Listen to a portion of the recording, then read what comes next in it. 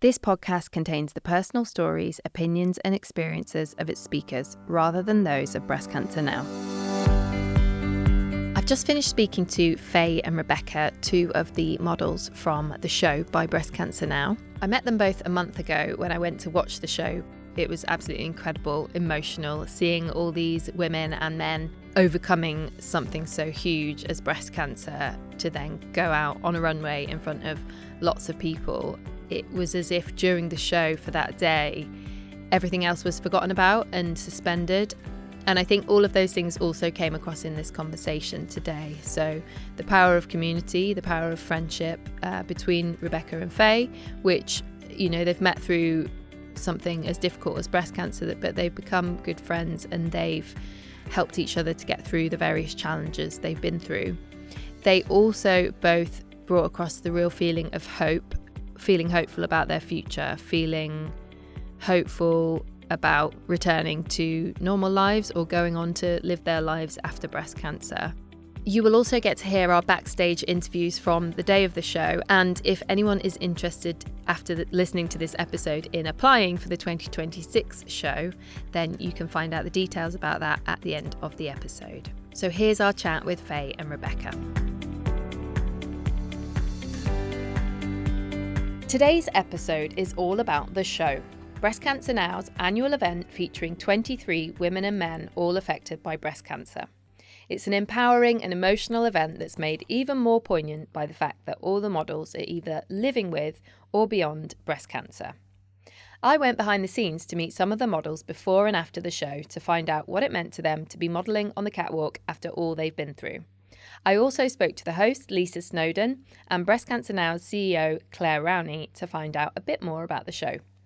Later in the episode, you'll hear some of these backstage conversations, but first we're going to sit down with Faye and Rebecca, two models from the 2025 show who are both rebuilding their lives after breast cancer. Faye and Rebecca, welcome to the podcast. Thank you for having us. So Rebecca, let's start with your story. You were diagnosed with breast cancer just over a year ago in May 2024 when you were 48. Yes. Could you tell us a little bit about your diagnosis? So I found a lump just randomly whilst I was asleep and woke up and had several tests. It was supposed to just be a mammogram and a scan, and then it ended up being a lot more than that. I remember getting my diagnosis and my husband was there and my two best friends, and then they said it was breast cancer, stage 2. And the first thing I said was, are you going to die? Am I going to die, should I say? He did confirm that just take out the lump and then everything will be fine. So the plan was just to kind of have a mastectomy and then just go on some tablets, and then he was hoping that I would be fine after that. But it didn't quite go that way, but that was the initial plan. So what happened, if you can tell us a little bit about the treatment and the surgery that you did end up having? Sure. So I had the mastectomy. So it was on my left side. Had a mastectomy and then some lymph nodes removed and an immediate reconstruction. So that all went well. And that was initially just the plan. And then a couple months later, when I went back for my review, I was told the lump was much bigger than they thought. So they would need to put me through extensive treatment. So I had chemotherapy for 4.5 months. And then I also had 15 bouts of radiotherapy along with monthly Zoladex injections to kind of keep me in menopause because the cancer was estrogen and progesterone fed. So all to do with my hormones. So the idea is to kind of kill those hormones, lower them just to avoid the risk of the cancer coming back. So. And how are you now with it all? I'm doing okay. I'm still on a lot of treatment. I suppose I thought once I had the surgery, mastectomy, and the chemo and the radiotherapy, I just kind of assumed that would be it. But there's a lot more to it. So I'm on the Zoladex injections. I'll be on that for 5 to 10 years. I'm also on letrozole, which is a hormone tablet. And again, that's 5 to 10 years. And then I was on a chemo tablet, abemaciclib, but that's not my body's not liked that. So the oncologist has taken me off it. And in a couple of weeks, I'll start a new drug called ribociclib. And that's to kind of kill the protein cells that, cause the cancer. So, yeah. All right. Well, I'll talk to you in a little while. We'll come back to you to talk about those, the treatments because I know you said your body has not really enjoyed particular treatment, so we'll come back to that in a little bit. Let's go to Faye's story. So Faye, you were diagnosed a little longer ago in 2019 and you were 33. How did you come to be diagnosed with breast cancer?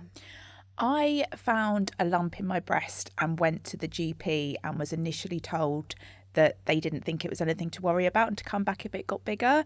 And 6 weeks later, it had got quite noticeably bigger. So there was a little bit of back and forth, but the GP did then refer me to a breast cancer clinic where I underwent some tests. And again, it wasn't quite straightforward. Again, a few times of coming back, but eventually in October 2019, I was diagnosed with triple negative breast cancer. So yeah, it was a lump that was quite big, so it was classed as stage 2. And what did you have in terms of treatments and surgeries? So I started off with chemotherapy first before having my surgery, and I opted to take part in an immunotherapy trial at Barts Hospital in London. Which I had absolutely fantastic treatment there. And for me, I knew I was getting sort of the very best treatment that I knew that I could get. And the trial, you needed to fit certain criteria, which I did. So I went into Barts from where I lived in Kent every week and saw the doctor and had chemotherapy, which went on for about 5 months. And then at that point of my treatment, the COVID pandemic had broken out and lockdown came in. So things didn't quite go to the initial plan that we were due to have. My chemo got cut short slightly because all the hospitals were being taken over by COVID treatments and Barts was no longer able to do surgery. So I got moved to a private hospital in London, and I can remember that Boris Johnson had announced the lockdown was coming in on Monday, and on the Friday evening I got a call from this private hospital saying, come in 7:00 on Monday, you're going to have your surgery. Wow. So rather than having pre-appointments and really knowing much about it or being able to talk about reconstruction, it was a case of just knowing a couple of days before I had to be in. No one could come in with me, of course, and my parents remember driving me up to London because I'd been staying with them, and sort of dropping me off at the door and just waving them off with a mask and gloves and a bag, thinking this is the first day of lockdown. London was completely so quiet. There was no one on the streets. It was crazy. And going in and being so fortunate to have my surgery, because actually there was so much uncertainty at that time about how cancer services would be affected that I felt extremely lucky that my surgeon was able to get me in so quickly.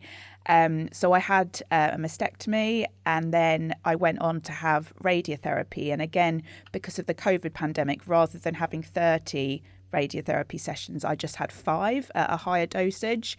And then after that, I was put on to 6 months of chemotherapy tablets called capecitabine, which then sort of took me up to the beginning of 2021. And when you mentioned the trial and the immunotherapy, so the chemotherapy you had, was that part of that, or is that, could you explain what the immunotherapy trial was? Yes, so the immunotherapy I was having each week alongside the chemotherapy, It was an extra, it was part of a trial where they were looking at how patients' sort of bodies cope with it and what the outcomes were as well. So it felt quite an honour to be able to take part in something like that and hopefully help with future medical research as well. So because you had triple negative breast cancer, there aren't loads and loads of ongoing treatments that you can have. So it sounds like they basically just threw the kitchen sink at it during that time when you had all of your treatment. Yes, they did. And I think because of my age, because I was 33 and otherwise very healthy, I was put on quite high dosages of everything. So along the way, due to various side effects, things had to get reduced and things, which I think happens to most patients depending on how they cope with it. But yeah, I felt really, really lucky to have had such amazing treatment. And it's now 5 years on. How are you now? I'm good. I go back for my mammogram every year, go back and see my surgeon every year. As part of the trial, I have a follow-up call every 3 months as well with the team at Barts. So yes, I think it's not as though you finish treatment and that's it. It's always sort of still there, and a lot of times been mentally trying to get over it and pick up my life again. But health-wise, I'm doing really well. Fantastic. We'll go back to your individual stories and the treatment you've been having in a moment. But the reason we're here today is to talk about how you both took part in the show By Breast Cancer Now in May. I'll ask you about that in a moment, but first, let's listen to some of those backstage interviews that we did both before and after the show. Shall we have a little listen? Yes, that'd be lovely. I'm Faye and I am one of the models taking part in the show by Breast Cancer Now. I applied because I went through breast cancer myself 5 years ago, and I've had such an incredible journey that's been supported by Breast Cancer Now every step of the way, both as a patient, as a fundraiser, and now as a volunteer. So I feel that the charity's done so much for me, and I want to give back to the charity, and I also want to show people that are going through breast cancer that there can be positive life while you're going through treatment or after treatment. So my name's Rebecca Oladele. I'm a fitness trainer and a breast cancer warrior. It just came up on my feed. You know how these things, the algorithm works. It came up on my feed and I thought I'd apply, and here I am today. And how are you feeling about going on stage in an hour or so? I hadn't really thought about it until we did the run through, and then I got all emotional. So it's going to be an emotional day for sure, and seeing family and friends who have supported me on the journey, I know for sure that it's going to be emotional but exciting as well. It means I'm alive, because to be honest, I thought it would be a death sentence and I didn't think I'd get through it. So to be standing here and having the opportunity to walk the catwalk, it means a lot. It means I'm alive and there's still much more that I can do on this planet. Hi, I'm Pretty and I'm a model on the show today. And what was it that made you apply for the show? I watched the show last year, and whilst I was watching, I was actually going through chemo. So it totally inspired me, seeing those women. I just wanted to feel, special. And you're looking special, and that is partly thanks to the lovely Jason. Hi. And Jason, you're from Estee Lauder. I am, yeah. I'm part of the pro team, and I've just come here today to support Breast Cancer Now fashion show. And Breast Cancer Now has a partnership with Estee Lauder, part of which is doing the makeup for the show. I'm super, super excited. When I got asked, I was like, absolutely. And it's been such a gorgeous day. Everyone's so lovely, and listening to people's stories. It's been, beautiful. Hi, my name's Rihanna Henry, and I'm one of GHD's freelance educators. And you're here to style the model's hair for the show today. What's the partnership between Breast Cancer Now and GHD? We have a collection that comes out every October, and every year it's a different shade of pink, and donations of those tools go to Breast Cancer Now. How does it feel for you to be able to give a little bit of confidence to the models when they're going on stage? They're inspirational, they're incredible people, and I'm just honoured to be able to make them feel their most confident on the runway. My name is Lisa Snowden, and I am going to be hosting the show by Breast Cancer Now today. These models are incredible. You know, they're living with breast cancer and beyond. Everybody in the show has been affected by breast cancer. So it's a beautiful celebration. It's an uplifting, it's a joyful, humbling, emotional and inspiring event, and I'm lucky enough to be here to host both of the shows today. It really does celebrate the people that take to the catwalk. It gives them a moment of just pure joy and celebration for where they are in their lives, what they've been through. There is nothing else like it, so it's fantastic to be involved. Hi, I'm Mita, and I am a breast cancer thriver, and I'm actually going to be leading a meditation to help the models calm down and bring our nervous systems back into a bit of stability. I was in the show last year, so I remember how nervous and nerve-wracking it is. They are feeling really nervous, emotions are really high, so I'm hoping I can help in a little way. My name is Kendra and I am this year's model buddy. And what does a model buddy do at the show by Breast Cancer Now?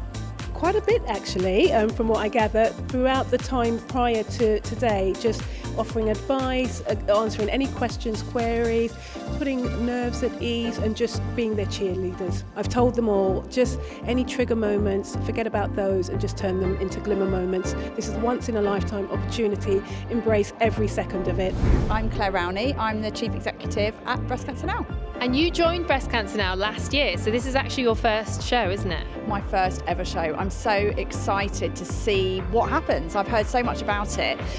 Everyone at Breast Cancer Now loves it. Everyone tells me it's amazing, and I'm just really excited about experiencing it for myself. Any event that gives us the opportunity to talk about breast cancer, to get more people thinking about checking their breasts, thinking about donating, thinking about getting support if they've got breast cancer is fantastic. And this is just one of those moments where we get to talk about the things that are really important to us, so it's fantastic. My name is Rebecca Roy and I'm a fashion stylist. And I think this is my 5th show for Breast Cancer Now, so it's been really fun. We go through different themes for the models and we just really enjoy it. It's so important to me. I lost an aunt and my mother's best friend, so everything is personal. But one of the things that we can really bring to this show is to show that fashion can make you feel better. You know, that we're here right now, and it's so important to celebrate, you know, that we're alive and that we have something that we believe in.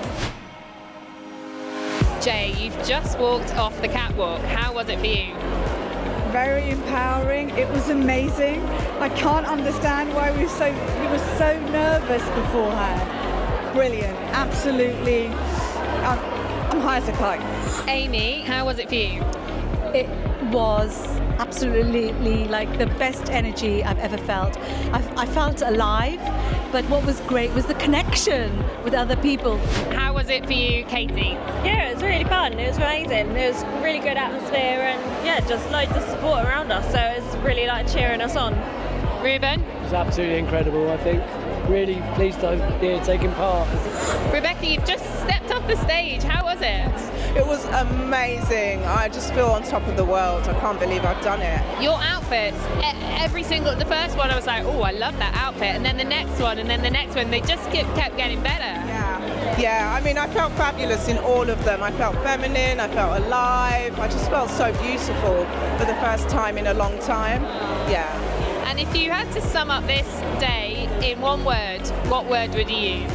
Oh, alive, because I really feel alive today, I really do. You did the most fantastic job, you looked fantastic, you did fantastic, and we'll see you in the studio really soon. Yes, see you then, I can't wait. Faye, you've just come off the catwalk, how was it? It was absolutely amazing. The feeling of walking out here and having such a supportive room of friends and family and supporters of Breast Cancer Now all in one place, cheering their heads off. It was incredibly emotional. I think backstage we were all trying to hold it together and it was a bit like a dominoes effect where like one person started looking teary and we were like, no, don't all cry. But it was emotional in a really positive way because we've all come together because we all massively believe in the work of Breast Cancer Now and we've all gone through the same thing so we understand each other. So an absolutely unbelievable afternoon. It's absolutely brilliant to have this many people here supporting us and it's such an honour to be chosen to take part in the show because I think when I look back at where I was 5 years ago with so much uncertainty, all of the physical turmoil I went through, what it did to my physical appearance, to be standing up here feeling like I do now is just like priceless. Thank you so much, congratulations, and we'll see you in the studio in a couple of weeks. Looking forward to it, thank you. Wow, how did it feel listening back to that? Oh, God, wow. It was a tear in my eye. Yeah. I think one of my main memories of the day was, as I said just then, about us all trying to kind of hold the emotions in because we bonded so much as a group and there's just something so special about the shared experiences that we had. And I could just remember us all stood backstage. One person would start crying in the queue and then we'd all start crying. Yeah. So, but really happy tears of really special memories. Yeah, that's right. Yeah. It was just magical, everything about it. The energy of all the models, you know, was fantastic, and all the support and backstage, the dressers and the directors, just everybody. It was just fantastic. It was really good to look back at that. Just made me smile.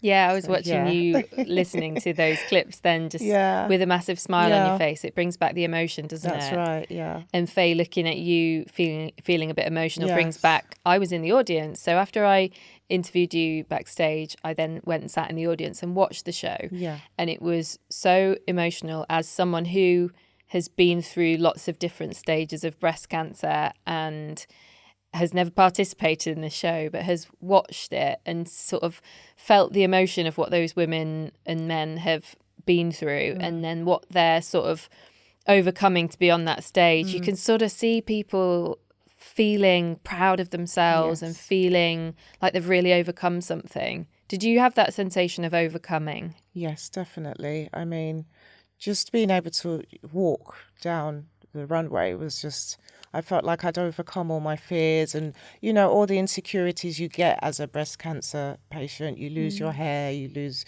you know, obviously you have your boob chopped off and just all sorts of things. So the insecurities were there for me, a lot of them. And walking down the runway, I just felt $1,000,000. I felt like I'd overcome all those insecurities. I felt confident and strong and fierce and beautiful. So yeah, definitely. I think it's sort of one of those moments when you're going through the really tough times of treatment, you know, the times when you're sort of crying in bed on your own or you're feeling horrible and your hair's fallen out and you look in the mirror and you don't see yourself. It's one of those moments where if you could have looked ahead and seen yourself feeling like that in that moment, it would really have helped you. It was one of the real reasons that I wanted to do the show, because I know there'll be people going through those moments now, and if they can see the 23 of us and the fact that, you know, we've all gone through and are going through challenges, but we could have that moment together. Hopefully that will give people hope. I agree with that, yeah. That reflects something that I've heard you say before, Faye, that I think you wanted to do the show because it helps show that there's life after cancer. Could you explain that a little bit more? I remember when I was diagnosed and there weren't many people very close to me who'd gone through breast cancer, but quite a few friends said to me, oh, my sister-in-law's gone through it, or my friend's gone through it, would you like me to put you in touch? And at the time, I just wanted all the kind of support and knowledge and experience and people that I could get. So there were a few people that I've actually never met in person, but they became really, I was messaging them every day, especially during the pandemic and things. And because they'd come out the other side and they were saying things like, oh, I'm doing this weekend, this will be you. It might not be you at the moment, but one was going to Bruges with her friends and things like that. She goes, you might feel like all that stuff is never going to happen, but it will. You've just got to get through what you're going through now. And so it was kind of wanting to show people that there will be that moment where you can return to normality, and it might be a slightly different normality and you might need to adjust, but you will get there and it won't always be as tough as it is at the hardest moments. That was what I really wanted to show people. Rebecca, how does it feel to you listening to that? Because you're obviously much earlier on in your cancer story, and you're still going through it in a lot of ways because your treatment is still, you know, sort of in flux. That's right, yeah. I mean, I only finished chemotherapy at the end of December, and I've just finished radiotherapy mid-February, so it's really fresh for me. I'm just coming out of it. My hair's just starting to grow back, and, you know, I'm just starting to kind of feel a bit more human now. But it's still fresh because I'm still going through quite a lot of treatment. I had my first mammogram on Tuesday, just gone, since obviously the diagnosis. So that was daunting. I mean, I broke down in the hospital because I just thought, oh, this is where it all started, where I got the diagnosis and everything. I've always wanted to inspire people with my journey, and I've kind of been open and honest about it from the beginning because people don't tend to talk about it enough. And like Faye was saying, she knew quite a few people that went through it. I didn't have that, so I didn't really know anybody, and no one was really talking about it. And it wasn't till I started talking about it that people would private message me and say, oh yeah, I'm going through that too, I'm going through that. And your journey is encouraging me to keep going, you know, just from posts I'd write, or I'm going to the gym, or I'm walking, I'm trying to do this. And the fashion show was a big inspiration to a lot of people. So I guess really, yeah, for me it was kind of to motivate, inspire, and also to find myself again, because like you said, I'm just going through it. I kind of lost myself. So the fashion show kind of just brought the life out of me again, should I say. And was it a harder decision to do that when you're still in it and it's so raw? You know, did any part of you think maybe I should do this a few years down the line? So when I applied for the show, I literally just had the surgery. And at that time, I thought that's all I was having. So it was just a matter of, oh, yeah, I can do the show because I'm just going to have the surgery and recover and be on tablets. But when I got the call, I'd just had my first chemo. And she called me and I was like, who is this and what is this about? And I was kind of, you know, really wiped out and almost hesitant. And she was like, are you still interested? I was like, no. Because I was worried about, you know, the hair loss, feeling weak and sick. And so when I applied, that wasn't the initial case. But I just thought, oh, well, I've applied now. Just be bold, be strong and go for it. And I'm glad I did, because I was really hesitant, worrying about whether I could, you know, could even attend because of the chemo and things like that. But yeah.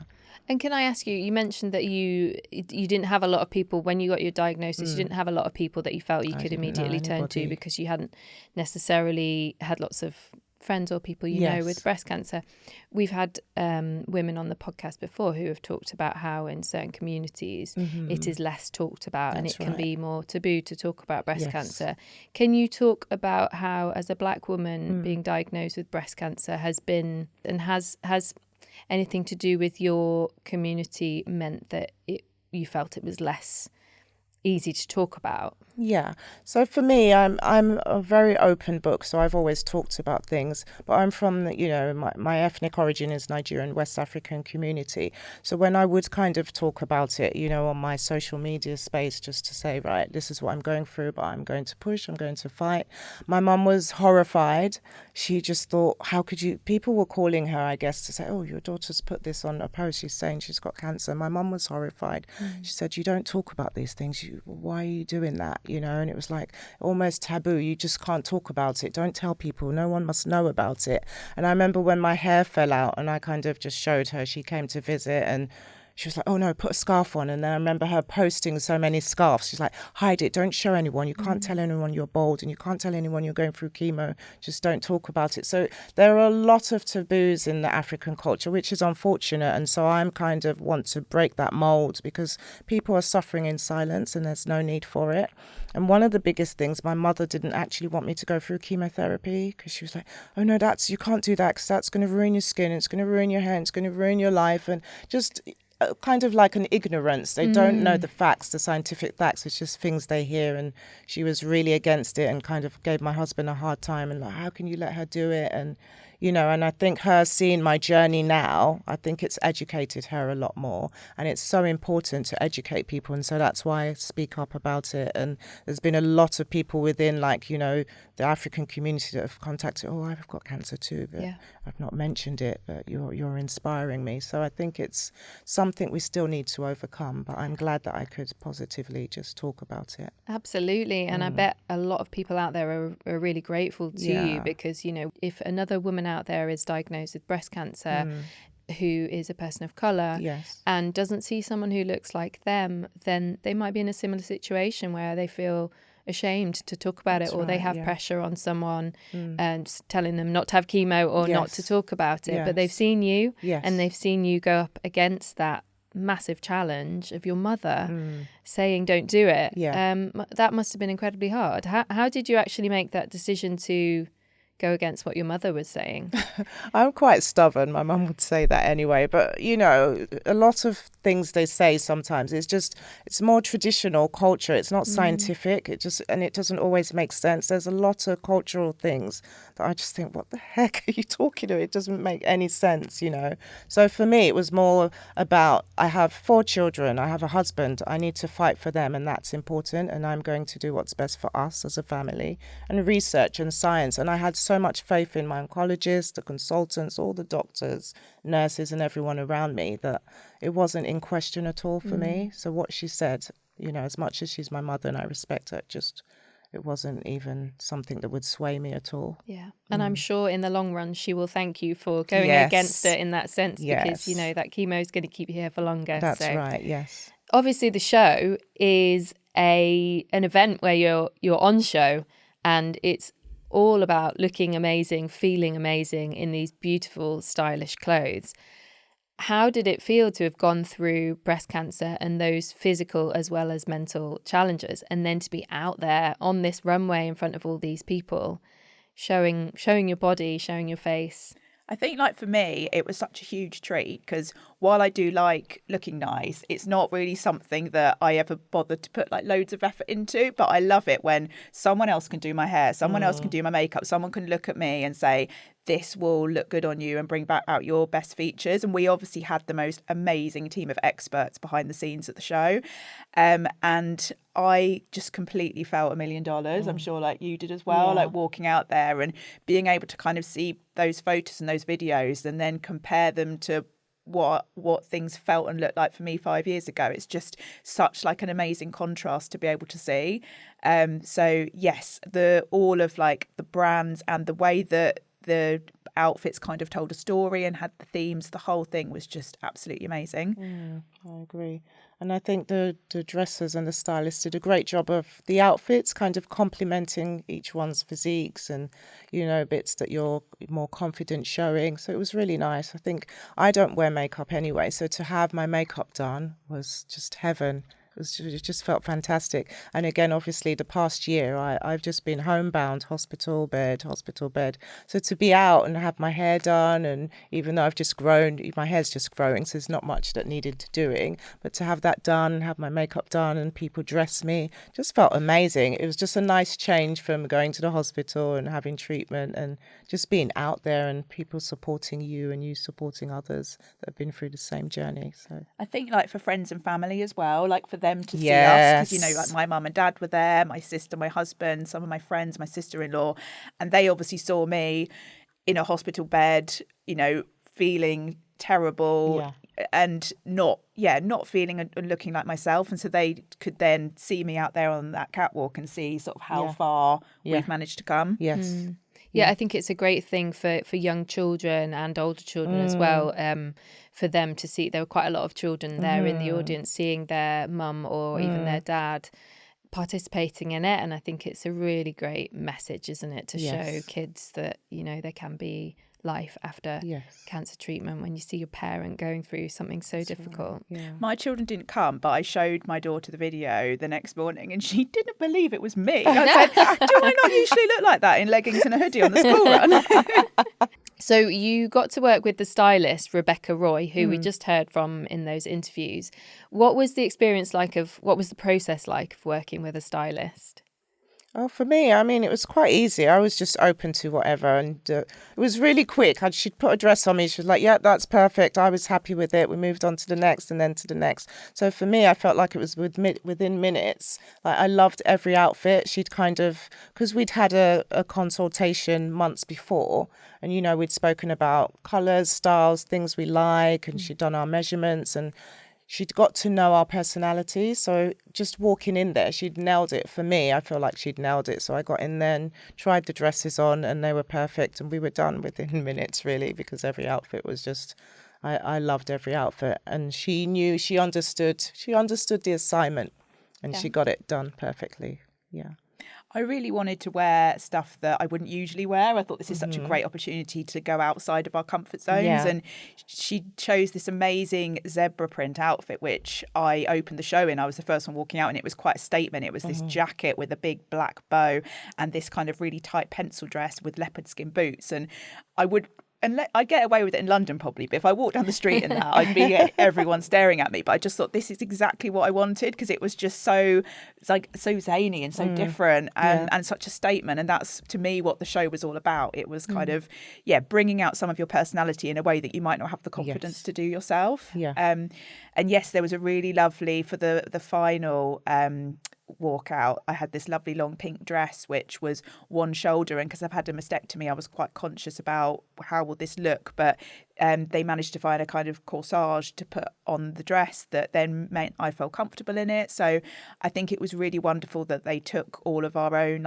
concerns and likes and dislikes into consideration. And you both looked absolutely fabulous, as did everyone on the runway. It was just so gorgeous. Thank you. And you also had your hair done by the people from GHD and your makeup done by the Estee Lauder people. Rebecca, you said you don't normally wear makeup, so did you have your makeup done that day? Yeah, I had a full so my makeup is just mascara, that's it, just to kind of brighten my eyes. But I haven't in probably nearly 20 years now wore foundation or anything apart from like my bodybuilding and stuff, like they do it for you. But it was lovely. She did a full face of makeup. She kind of asked me what I would like and I said, well, I don't know because I don't wear makeup.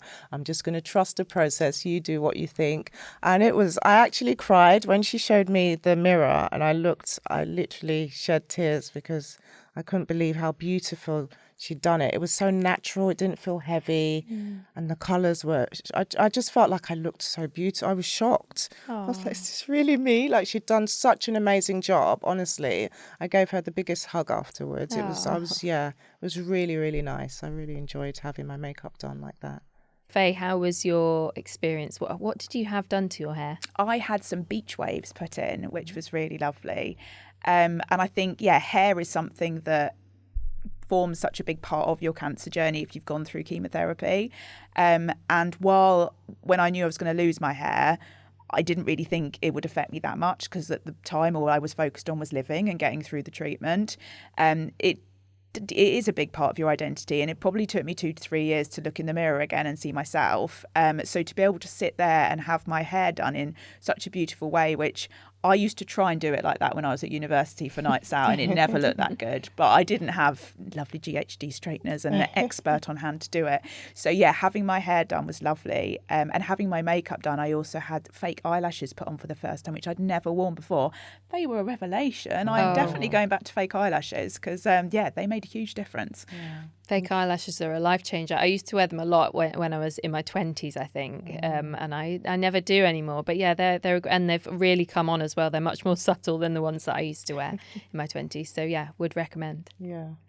And your hair looked lovely on the day. It looked absolutely beautiful. You. I loved it. I've tried to replicate it since, but it never works when you try and replicate, does it? No. I need Cami, who did my hair, on hand in my house every morning at 7 a.m. to do my hair for me.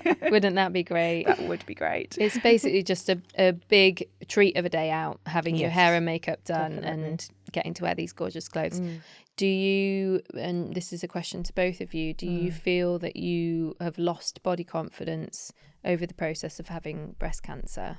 I definitely have, and people are always shocked because I train, and I work out, and so people look at me and think, oh, what's the problem? But I guess because, I've always worked out, had a lot of muscle. I just did bodybuilding before I got the diagnosis.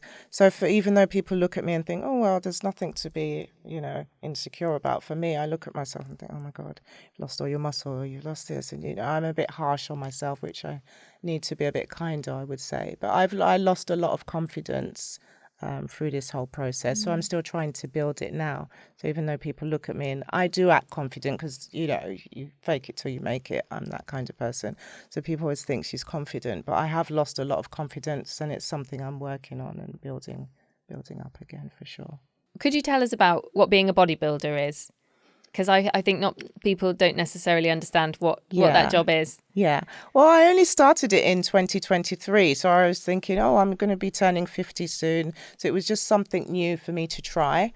And I'd always seen it around people bodybuilding. And I thought, I could never do this. Even though I was into my fitness, it was more the regime of the diet and all of that. And I thought I couldn't do this. And then just decided to go ahead and just bite the bullet and try it out. And so really what it entails is a lot of structured workouts. So you're focusing on strength. So, heavy lifting. There's a bit of cardio, but it's more about building strength, sculpting your muscles.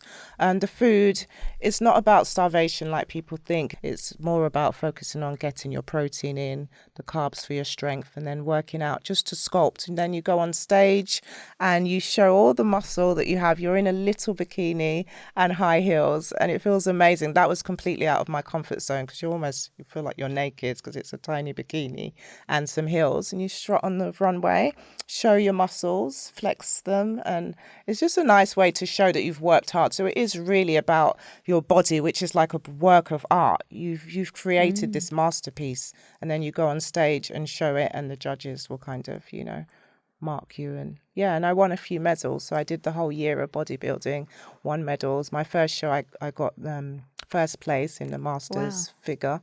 Yeah, so that was amazing. And then, kept going, did a few more shows, went to the World Championships in Seattle in November. So it was an amazing year. Amazing. Lots of medals and trophies and experience, and got to meet amazing people. So really good. So how did it feel then to be, winning medals for your body, basically, and to then be diagnosed with breast cancer? I did say you must be joking, because it literally, so I finished the year of bodybuilding in the November, and then I got the diagnosis in the May, and I was like, are you kidding me? I'm the fittest, healthiest I've ever been in my life. So to me, I was like, no, you've got this wrong. This can't be true. So it was very shocking for me. And I know nobody's special. Anyone can get it. But at that point, I just felt like I was the fittest and healthiest. I didn't have any symptoms. I wasn't sick or anything at all, and I was preparing for another year of bodybuilding. It's only because I found a lump, just right there. I just put my hands on my chest and felt the lump rock hard. Otherwise, I wouldn't have known at all. I felt strong, I felt healthy, fit. And so it was a big shock for me, a really big shock. It was, and I was angry for quite a while after that, because I just thought, well, what the heck, you can't get healthier than this. Why have I got breast cancer? So. And you have stepped away from it now because of all the treatment and the effect on your body, but are you hoping to go back to bodybuilding? I really would. I hope the drugs are kind to me. The drugs are quite intense on the joints, on the body, so I hope that I can kind of, eventually go back to it, because I really did enjoy the sport, so I would like to go back to it. But it's early days, so we'll see. And could you just tell us about that decision that you've had to make regarding the drugs? Because I understand you've really not got on well with one of the drugs that you've been taking. Yes. So it's abemaciclib. It's a chemo drug. I was supposed to take it a few months ago, so before I ran the marathon in April and before the show, and I'm glad I didn't, because I took it from the day after the show and I was bedbound immediately. So that, the show was on Thursday. I took the drug on Friday, decided to start then. And I was bedbound, I was sick, I couldn't get up, I couldn't eat for 5 days. I mean, I lost weight drastically, really quickly. And I've kind of kept going with it, because I just thought, well, I'm going to have to suck it up. I've avoided going on the drug for a while. And then I saw my oncologist, and she looked at me and she was like, no, this isn't, you can't carry on like this, because I'm going to be on it for a few years. It needs to be sustainable, and I can't spend the next 3 years in bed sick. So she's taken me off this drug now. It's been nearly 2 weeks since I've been off the drug, and I'm about to start a new chemo drug, ribociclib. So that will be in 2 weeks. Hopefully it'll be kinder to me. Hopefully it'll be nicer, and I can kind of resume normal life. Because at the moment, I haven't been able to, because all the drugs I'm on, my body's still trying to adjust to them all. So I'm kind of at home a lot and just doing what I can when I can. It must be a really difficult decision to stop taking a drug like that. Yeah, it was a difficult decision to not go on it when I was told to, but then when I did go on it, and it wasn't working for me. My oncologist she's understanding, and she's working with me. She wants me to have a good quality of life. As much as you want to cure the cancer, you do want to live as well. Yeah. And so she's working with me to find the right drug and the right doses. Again, like Faye mentioned earlier, sometimes they go in with the highest dose, and then if it doesn't work, they'll lower the dose, adjust things. Things can be adjusted, and she's assured me that she'll work with me to find the best treatment for me. Yeah. Ribociclib is one of the drugs that I'm on, and as is Zoladex and Letrozole. So it sounds like you'll be on the same as me. Yeah. And it's actually not a chemotherapy drug. It's sort of like chemo, but it's a targeted drug that I've been on for a couple of years. Right. And I'm here and chatting to you today, and I have an amazing appetite. So fingers crossed, it will work really well for you. That's good. More chicken breast. Yes. Yeah. Oh, well, yeah. And Faye, just going back to you on the body image. I think I've changed how I look about my body, because I'd had 2 children within the 3 years before I got diagnosed, and I felt like my body went through so much within the sort of 4 or 5 years, growing 2 children, birthing 2 children, and just the kind of having like babies and toddlers, the strain that puts on your body. So I feel incredibly proud of my body, and I think I look after it now in a way that I didn't necessarily before. Like before I had children, I'd been really into distance running, and I'd get like a sore knee or a sore hip, and I just think I'd ignore it, because I think, but I want to do this marathon, or I want to do this half marathon. And when I went through everything I went through, I realised how important it is to want to protect my body. And so I do Pilates every day now, because one of my side effects was that I got really bad back during my treatment. And it took months and months just to finally be able to like sit in a chair comfortably again. And I tried so many things, and the only thing that worked was building up my core strength. And that took a really long time. So I'm really determined to hold on to that now, because I don't want to go back to that discomfort I was in. And I also, in lockdown, because we were told to shield and not even go on a walk for the first 6 months, I jumped on the bandwagon and bought one of the spinning bikes that everyone bought. And I still use that 5 times a week now, because I got really into it. And 5 years on, most people have got them gathering like the clothes and dust in the corner or sold them. And I love it. So for me, I know that's not putting any stress on my joints. And I do a lot of walking. I do my cycling. I do my Pilates. And I just feel really kind of proud and protective over my body. And I don't want to be the one that goes out on a run and limps half of it like I used to. And we were talking a little bit about Rebecca's career, bodybuilding, being a fitness trainer. You actually made a big career change, didn't you, around the time, was it after your cancer diagnosis? Yeah, it was. So I'd been a journalist for 10 years before having my children. And initially, I'd always wanted to go into sports. I'd grown up being a huge football fan and really, really wanted that to be my career route. But often things don't take us the way that we think they're going to, and some really great opportunities came up that meant I worked in news, and I was a court reporter. I covered a lot of politics, education, health, and I absolutely loved my job and the sort of amazing people I got to meet and interview, and just didn't end up going down the sports route. And then when I was ill, sometimes it just makes you reevaluate what you really love and what you want. And I'd always wanted to basically be paid to travel the world watching football. That had been what I'd always said I'd grow up. That's what I want to do. So yeah, I kind of moved into sport. I was lucky I already had quite a few sort of contacts within the industry from when I'd worked, and I've worked really hard over the last few years to now be working in men's and women's football, doing a bit of radio, a bit of TV and writing as well. So all the things I hoped I'd do. Wow. Incredible. And we're recording this in June, but by the time it comes out, I think it's going to be July, and you are going to be in Switzerland for the Euros? I am. I'm very looking forward to hopefully a month in Switzerland. I'm going to be covering England. So however long England are in the tournament, I will be out there with them. So I'm hoping they give me a good kind of 5-6 weeks out there to enjoy some Swiss chocolate and fondue along the way. And that's the England women's team, isn't it? That is, yes. Yeah. Wow. Would you have liked to have been a football player if you could have been, or did you mean that you wanted to be more of a football journalist? I actually really wanted to be a football manager. Oh. And I can remember going in to see my careers advisor at my all-girls school I was in when I was about 15 and saying, that's the job I want to do. I want to be a football manager. And I think he'd never had anyone come in and say that's what they wanted to do before. So he said to me, why don't you go to the local newspaper and do a week on the sports desk? Because I think that was within his knowledge and contacts. So I went and did that when I was 16. Wow. And obviously that is where I've ended up going. So that conversation brought me here. Amazing, yeah. And so going back to the show, the two of you had the chance to meet up and get to know each other as well as the other models in the show. I think you met up before the show took place. Yes. And then obviously we're here now meeting up after as well. What has that community been like with the other models in the show?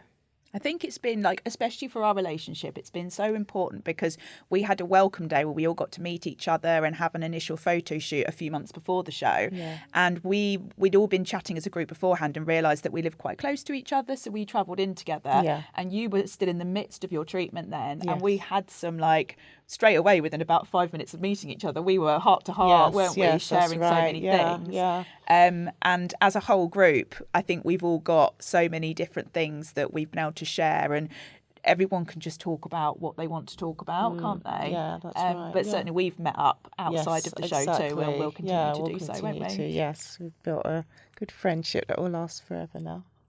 Just from meeting all the models, I've learned that everyone's journey is so different, so different.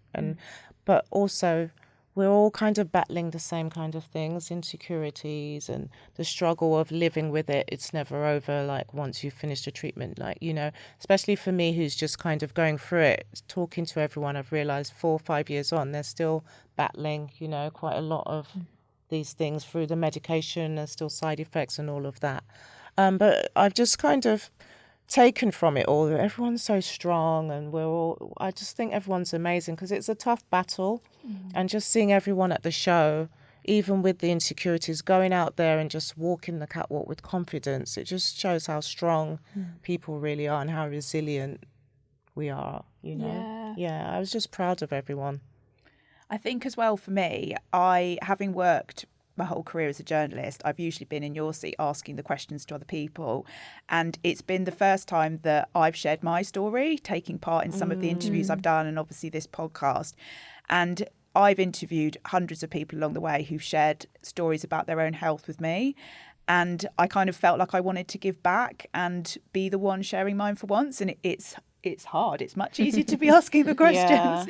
But it's been very rewarding for me.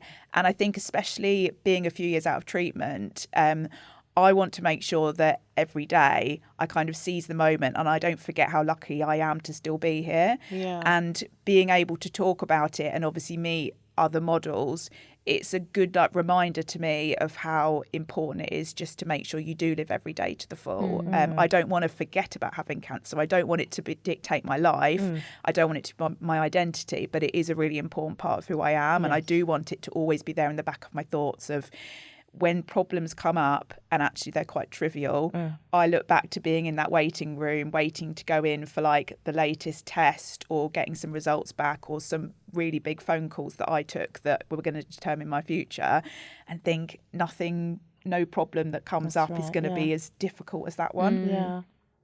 I think what you were saying before as well is really, really important. It really is true. They say a problem shared is a problem halved. And I think when you have breast cancer, finding that community of people and just finding one person to talk to who might be going through something vaguely similar is so different to talking to a friend who has never been through breast cancer and doesn't understand it in the way that someone else who has had it does. So I think, you know, even if the only thing the show gives you is bringing you together with that community, even just that is so important. Definitely. And if any of our listeners are considering applying for the show, but they're having some reservations, what would you say to them? Do it. You've just got to do it, regardless of what stage you're at. I think it would just bring out your confidence, and you build another family that understand the things that you're going through, and they can support you through it. I think that's really important. So just go ahead and do it. Yeah, Don't it's sort of your moment, isn't it, to Yeah. kind of go out there. And even if it's not like I ever had the dream of walking out on the catwalk as a model, I know some people do. It wasn't necessarily about that element of it for me. It was about supporting breast cancer now, helping to share the message that I could put out to people, and just having one of the most amazing days of my life. Yeah. So would you say go for it? Oh yeah, definitely. Yeah, definitely. So I'd like to finish with the question we're asking everyone on this podcast. Breast Cancer Now's vision is that by 2050, everyone diagnosed with breast cancer will not only live, but be supported to live well. What does it mean to each of you to live well? Live well. So for me to live well is to be able to do the things that I want to do. You know, not having the limitations of, the drugs are making you sick and bedridden. I want to be able to just go out there and live, take every moment, be spontaneous. For me now, I think since the diagnosis, I want to be a bit more spontaneous. I want to live life. I want to laugh more, experience the world, travel. So for me, living well right now is travel the world, experience people, just laugh a lot. You know, I've had so many tears the past year. I just want to laugh lots.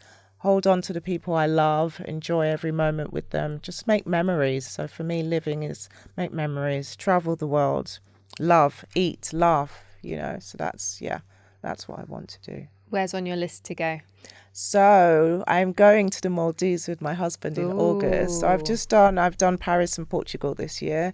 August is the Maldives. It's our 24th wedding anniversary and we're going to the Maldives. So I'm excited. Amazing. Yes. Congratulations. So that's where I'm going next. And then I've got Switzerland in September and Atlanta in October. Fantastic. So Have the best time. Thank you.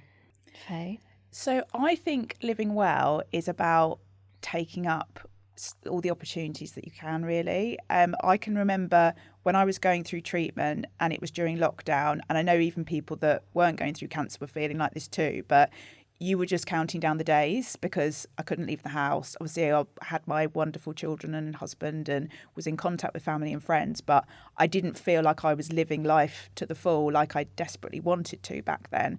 So I can kind of contrast that with what life's like today.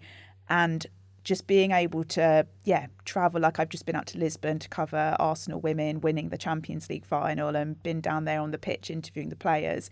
Those kind of moments, I try to just say yes to every opportunity. And it's like when I saw the advert for the show, well, yeah, why not? I'll throw my hat in the ring, I'll apply. What's the worst that can happen? They say no.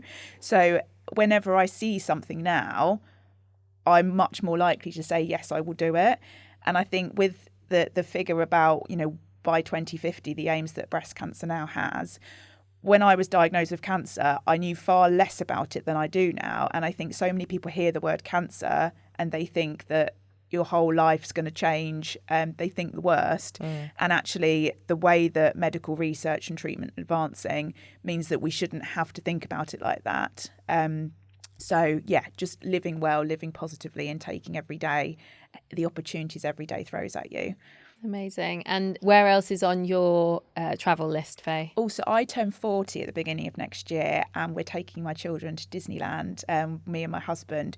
And interestingly, the week that I got diagnosed with breast cancer, we had a Disneyland trip booked for 2 days later. So I'd just been diagnosed with cancer and I said to the breast cancer nurse, like, we're meant to go to Disneyland. And she said, go and enjoy that trip because you'll be getting back next week and your life will be taken over with appointments. So we went to Disneyland in October 2019. And I was in a total daze. I can remember meeting Mickey Mouse and Captain Hook and sort of feeling like it was an out-of-body experience because I just had this news that I hadn't processed. So it's going to be amazing to go back to Disneyland at the beginning of 2026 in such a better frame of mind. Yeah. Well, congratulations on turning 40 and on your amazing wedding anniversary. It sounds like you've both got milestones, you've both got fun things planned in, plenty of ways to live well, which is what we like to hear.